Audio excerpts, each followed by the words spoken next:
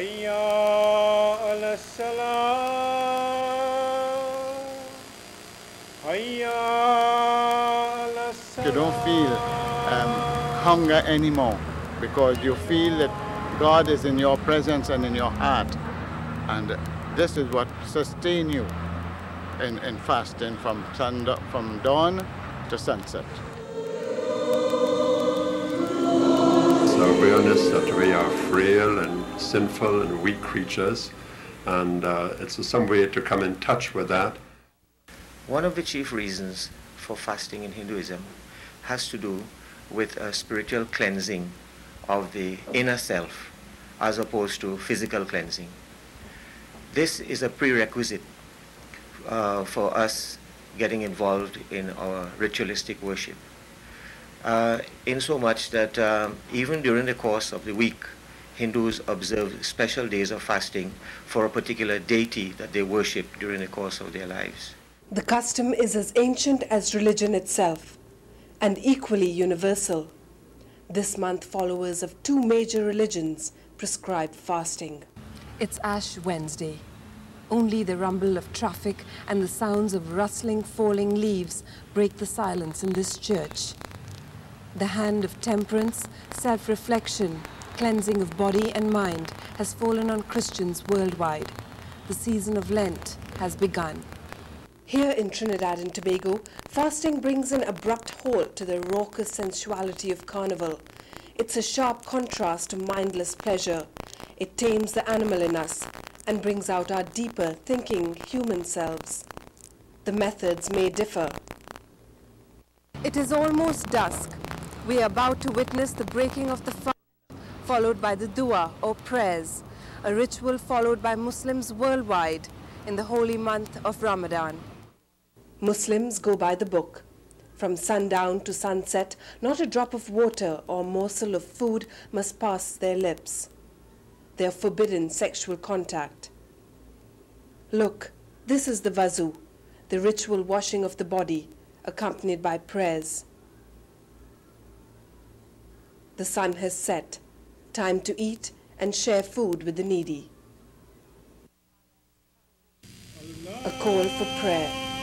Men and women assemble separately. Only children and the ill are exempt, but they all try.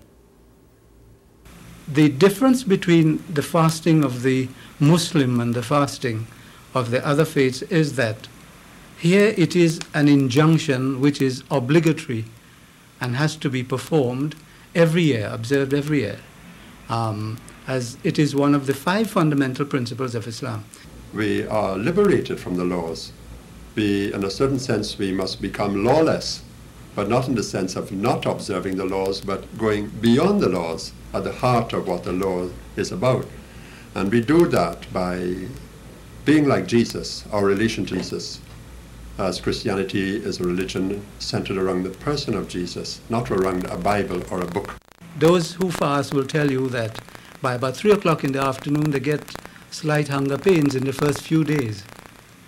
Now, this is to empathize with those people who do not eat, who are perpetually hungry and who are in a state of semi-starvation. And God wants you to react to that. Doing without sugar in your coffee in the morning, small little things that you can control, and maybe learning to control areas that are in your power of control will also draw strength and encouragement to try controlling areas which you find very difficult to control. But all religions agree on one thing. Fasting is considered in the Hindu religion as a soul cleansing process.